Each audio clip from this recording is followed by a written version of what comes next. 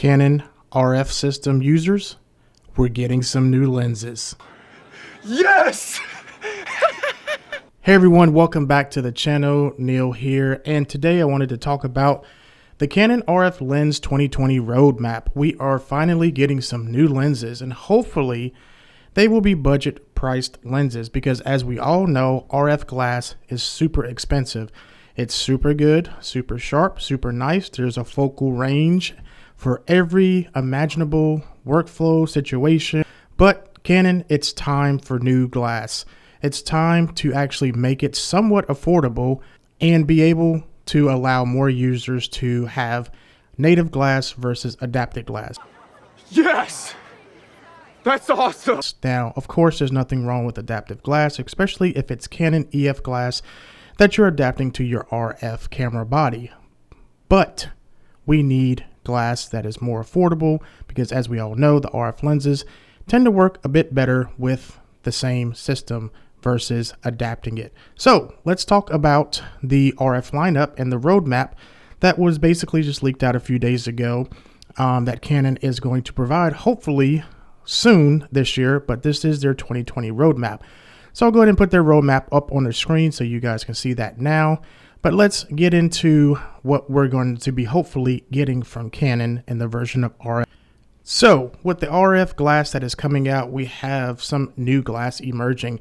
6 new lenses, including a nifty 50, 2 big surprises in the form of 2 long range, long throw lenses. So let's talk about it here.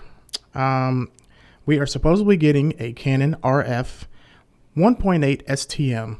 So that would be considered like your nifty 50 and your EF version that Canon has had out forever. Nice, cool piece of glass, decent picture quality and renders.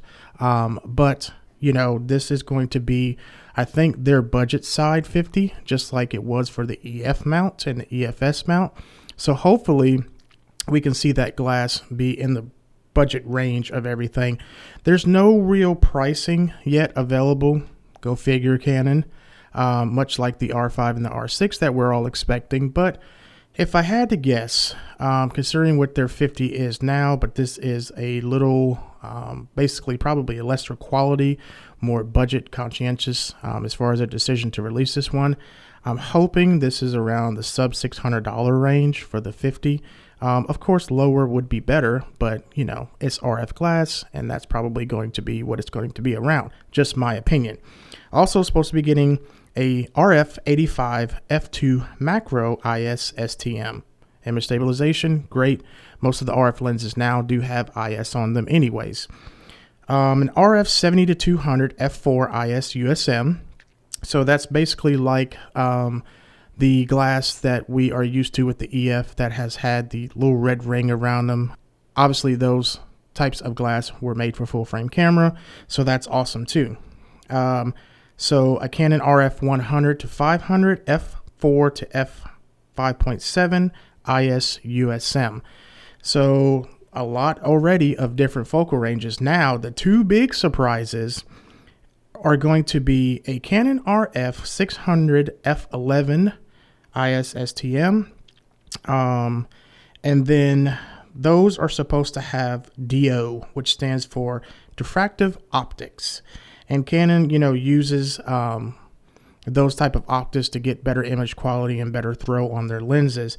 Now, those are going to be considered basically L series lenses. Basically, the only difference is they're going to have a green ring around them, I guess, you know, opposed to the old red rings that we're used to. And I say that's going to be the only difference. That's the aesthetic difference. They're not going to have the red ring around those. They're going to have like a green little ring around them. So I'm going to throw a picture of one of those lenses and what that's going to look like on the screen as well. That's going to allow for significantly fewer optical lenses to be used while producing the lenses, basically being shorter in comparison. Now, supposedly the Canon EF 400 f4 DO is going to set you back about $7 grand. Whew. You better make sure you need that kind of focal range. I don't see ever spending $7,000 on a lens. I mean, myself, if I had one lens to pick right now in the RF mount system, it would be the 28 to 70 f2.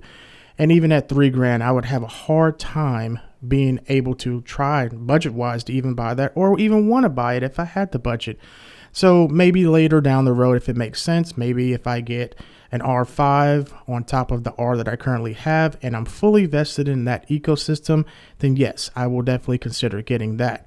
Currently, I don't have any RF glass. I have a nifty 50 EF version 1.8 from Canon. I have an 85 1.8 ultrasonic, that older lens, beautiful for portraits. And I'm currently filming this on the Tokino 16-28, which I'm going to do a review about here very soon.